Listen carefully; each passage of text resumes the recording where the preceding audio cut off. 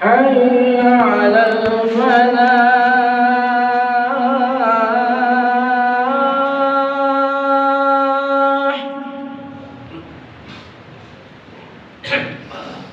حي على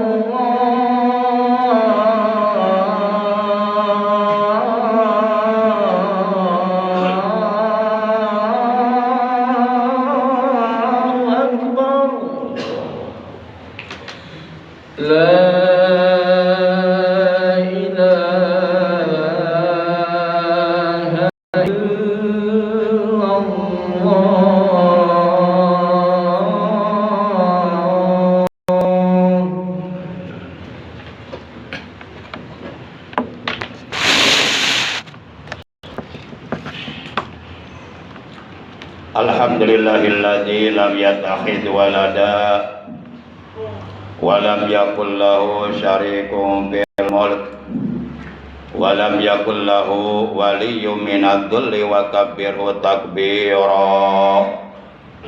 Asyhadu an la ilaha illallah wahdahu la syarikalah iqraram bi rububiyyatihi wa jalalihi wa asyhadu anna sayyidana Muhammadan abduhu wa rasuluh al-mustafa min sa'iri khalqih.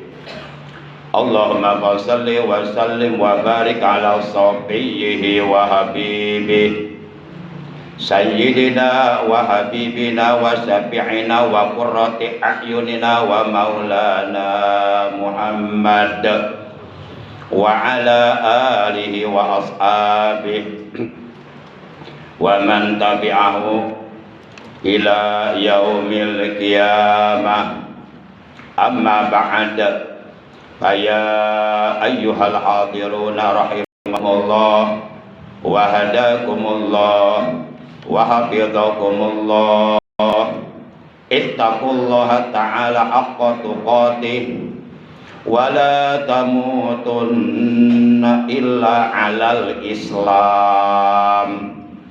Faqad qala Allah tabaraka wa ta'ala azza wa jalla fi kitabihil karim wa huwa asdaqul qailin. A'udzu billahi minasy syaithanir rajim. Ya ayyuhalladzina amanu taqullaha haqqa tuqatih wa la tamutunna illa antum muslimun. Ma'asyiral muslimin, segenap jamaah salat Jumat rahimakumullah wa hadakumullah wa hafidhakumullah. Segala puji, baik puji qadim ala qadim, hudus ala qadim, qadim ala hudus, hudus ala hudus, seluruhnya adalah hak Allah.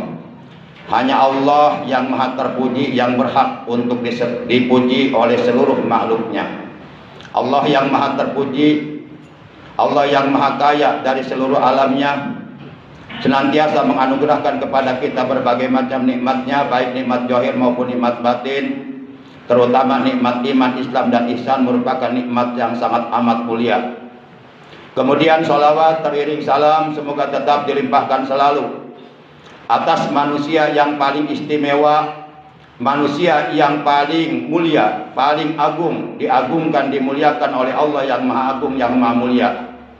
Beliau adalah suri tauladan yang paling baik untuk kita contoh akhlak dan ibadahnya. Beliau adalah baginda kita yang mulia tercinta, Nabi Agung, Nabi besar Muhammad sallallahu alaihi wasallam, beserta seluruh keluarga beliau, para sahabat beliau dan seluruh pengikut beliau yang tetap setia, yang tetap cinta kepada beliau, yang istiqomah secara istimrar secara kontinu, secara berkesinambungan dengan tiada bosan dan jemu, melaksanakan perintah-perintah beliau, mengamalkan sunnah-sunnah beliau, juga mempertahankan sekaligus mensiarkan dan mengagungkan ajaran Islam yang telah diajarkan oleh beliau. Ma'asyiral muslimin rahimakumullah wa hadakumullah. Sebagaimana telah kita ketahui bahwa Rasulullah Shallallahu Alaihi Wasallam dalam hadisnya menerangkan tentang di hari kiamat nanti seluruh umat manusia akan dikumpulkan oleh Allah di padang mahsyar untuk dihisab, untuk diperiksa, untuk diperhitungkan amal baik dan buruknya yang dilakukannya selama hidupnya di alam dunia. Dari mulai umatnya Nabi Adam hingga umatnya Nabi terakhir, Nabi kita tercinta, Nabi besar Muhammad Sallallahu Alaihi Wasallam. Seluruh apapun yang Allah berikan kepada kita, yang hakikatnya adalah merupakan titipan dari Allah. Seluruh apapun yang Allah titipkan kepada kita, baik berupa harta, baik berupa ilmu, baik berupa jabatan, pangkat, dan ataupun berupa umur, juga berupa masa muda. Intinya seluruh yang Allah titipkan kepada kita di hari kiamat nanti pasti oleh Allah akan ditanyakan, akan diminta pertanggungjawabannya atas apa yang Allah titipkan kepada kita. Apabila kita bersikap amanah, menggunakan titipan dari Allah sesuai dengan ridho Allah, maka kita selamat. Dan apabila kita menggunakan titipkan yang Allah titipkan kepada kita tidak sesuai dengan lidah Allah, malah justru membuat Allah murka, maka celakalah kita nanti di alam akhirat. Ma'asyiral muslimin yang dimuliakan oleh Allah Subhanahu wa taala. Di antaranya ada 4 perkara yang merupakan titipan dari Allah. Kelak di hari kiamat oleh Allah akan ditanyakan kepada kita. Artinya kita akan diminta pertanggungjawabannya atas 4 perkara tersebut. Yang pertama, umur. Umur ini titipan dari Allah, bukan milik kita. Satu saat mau tidak mau pasti oleh Allah akan diambil itu umur, dan kita pasti akan mati. Siapapun kita, apapun pangkat kita, apapun profesi kita, apapun jabatan kita, kaya, miskin, pejabat, rakyat, semuanya pasti akan mati. Dan ia akan mempertanggungjawabkan apa yang ia lakukan selama hidupnya di alam dunia di hadapan Allah Subhanahu wa taala. Yang kedua adalah masa muda, masa remaja. Kemudian yang ketiga adalah harta, dan yang keempat adalah ilmu. Dan menurut hadis riwayat yang lainnya, yang kelima adalah anggota badan kita. Dari mulai kedua mata hingga kedua telapak kaki, itu semuanya adalah titipan dari Allah. Kita sadar bahwa kita tidak pernah menciptakan mata yang kita gunakan melihat. Kita sadar bahwa kita tidak pernah menciptakan kedua tangan yang kita gunakan untuk beraktivitas. Kita sadar mengakui bahwa kita tidak pernah menciptakan kaki yang kita gunakan untuk melangkah. Itu semuanya adalah pemberian dari Allah. Itu adalah semuanya titipan dari Allah. Pasti oleh Allah akan dipertanyakan kepada kita. Ma'asyiral muslimin rahimakumullah wa hadakumullah. Dalam hadis baginda kita yang mulia tercinta, Nabi Agung, Nabi besar Muhammad Sallallahu Alaihi Wasallam, beliau telah bersabda, La tazulu qadama bani adama yaumal qiyamati min indi rabbi hatta yus'ala an arba'i khisalin, an umrihi fima afnah, wa an shababihi fima ablah, wa ammalihi min aina tasabah wa fima anfaqah, wa an ilmi ma ja'amila bih ay ma ja'amila fima alima. Artinya, la tajulu, tiada henti-hentinya, tiada henti-hentinya, terus menerus berdiri qadama bani adama yaumal qiyamah, kedua telapak kaki manusia, kedua telapak kaki anak Adam dengan tiada henti-hentinya akan terus berdiri di hari kiamat, ribuan tahun lamanya dalam keadaan lapar dan haus, dan di sana kita tidak akan pernah bisa mendapatkan makanan atau minuman. Karena di sana tidak ada seorang pun yang jual makanan atau minuman. Ribuan tahun lamanya kedua telapak kaki manusia barang sedikit pun tidak bisa bergeser setapak pun, hatta sehingga yus'ala, ia ditanya oleh Allah, an arba'i hisalin, tentang 4 perkara yang telah Allah amanatkan kepadanya. Adapun 4 perkara tersebut yang harus kita pertanggungjawabkan di hadapan Allah pada hari kiamat. Yang pertama, an umrihi bima abnah, tentang umurnya. Untuk apa umurnya dihabiskan? Kalaulah umpama kita oleh Allah dititipi umur selama 70 tahun hidup di alam dunia, itu akan diperhitungkan, itu akan diminta pertanggungjawabannya. Selama 70 tahun kau hidup, itu umur kau gunakan untuk apa? Apa itu umur kau habiskan di tempat maksiat untuk berbuat dosa kepada Allah, dan ataupun itu umur kau habiskan di masjid untuk beribadah kepada Allah? Semuanya pasti akan diminta pertanggungjawabannya. Ma'asyiral muslimin yang dimuliakan oleh Allah Subhanahu wa taala. Dan setiap kita, sadar atau tidak sadar, kita pasti akan mati. Menegaskan Allah dalam Al-Qur'an surat 56 Al-Waqiah juz 27 ayat 60, nahnu qaddarna bainakumul mauta wa ma nahnu bimasbukin. Kami, kata Allah, benar-benar telah menentukan kematian di antara kalian, dan kami sekali-kali, sama sekali tidak bisa dikalahkan. Artinya, mau atau tidak mau, apabila ajal kematian yang telah ditetapkan oleh Allah datang kepada kita, siapapun kita pasti mati. Dan kita pasti dikubur. Jasad kita, raga kita yang dulu ketika hidup kita hiasi dengan pangkat, dengan pakaian yang mahal yang bagus, itu jasad kita hanya casing, cangkang. Dikubur. Selama di alam kubur, jasad kita akan hancur, akan dimakan oleh binatang-binatang yang ada dalam tanah, tidak berharga sama sekali. Ma'asyiral muslimin yang dimuliakan oleh Allah Subhanahu wa taala. Lalu apa yang kita sombongkan di hadapan Allah? Sama sekali tidak ada. Kita tidak punya apa-apa, dan kita bukan siapa-siapa. Kita semua adalah manusia ciptaan Allah yang lemah, yang hina, yang diwajibkan, diperintahkan untuk beribadah, mengagungkan Allah Subhanahu wa taala yang Maha Agung. Itu yang pertama, umur. Mandaholal qabra bila amalin sholih faka'anna maraqibal bahra bila safinah. Barang siapa mati, masuk ke alam kubur, dikubur, tidak membawa bekal, tidak membawa amal soleh, lantaran hidupnya selalu memperturutkan hawa nafsu, selalu bermalas-malasan dalam mengerjakan sholat dan mengerjakan ibadah-ibadah yang lainnya, maka di alam kubur dia pasti akan menyesal, akan sengsara, akan celaka, akan menderita. Diibaratkan seperti orang yang tenggelam di tengah-tengah lautan yang dalam dan luas, dan tiada seorang pun yang menolongnya. Percaya ataupun tidak percaya, pasti kita akan membuktikannya nanti manakala kita sudah berada di alam kubur. Kita semuanya adalah penghuni rumah masa depan yang namanya alam kubur. Rumah yang kita cat, rumah yang kita bangun dengan mewah, dengan menghabiskan uang miliaran, rumah yang kita tinggal di dalamnya bersama keluarga kita. Itu semuanya rumah sementara, pasti akan ditinggalkan, dan kita semuanya akan menjadi penghuni rumah masa depan yang namanya alam kubur. Kemudian yang kedua yang akan ditanyakan oleh Allah, dan kita harus mempertanggungjawabkannya di hadapan Allah, adalah ansababihi bima ablah, tentang masa mudanya, tentang masa remajanya. Masa mudanya digunakan untuk apa?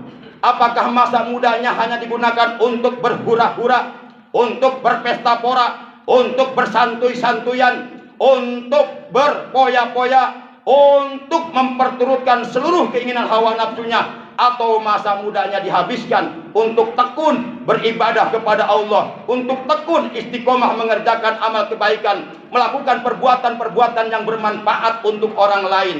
Masa muda itu pasti akan ditanya oleh Allah kepada kita. Maka berbahagialah, beruntunglah seorang anak remaja, seorang anak muda yang mengawali keremajaannya dengan tekun secara istiqomah beribadah kepada Allah, dengan berakhlak baik sampai datang ajalnya. Maka pemuda yang seperti ini kelak di hari kiamat akan berada di bawah naungan rahmatnya Allah, di bawah arasnya Allah, bersama para nabi, para rasul, para siddiqin, para syuhada, para solihin, dan akan dimasukkan ke dalam sorga. Sebanul yaum rijalul god, pemuda hari ini adalah pemimpin di hari esok. Maka siapkanlah wahai anak muda, dirimu siapkan dengan iman, dengan ilmu, dengan takwa. Karena kata Nabi, hayatul fata wallah bil ilmi wat tuqa. Demi Allah, hidupnya seorang pemuda, majunya seorang pemuda apabila pemuda itu tersebut dibekali dengan ilmu dan takwa kepada Allah Subhanahu wa taala. Maka oleh karenanya anak muda harus semangat dalam menuntut ilmu agama. Jangan sampai mengaku Islam tapi tidak paham terhadap ajaran Islam. Na'udzubillah min dzalik.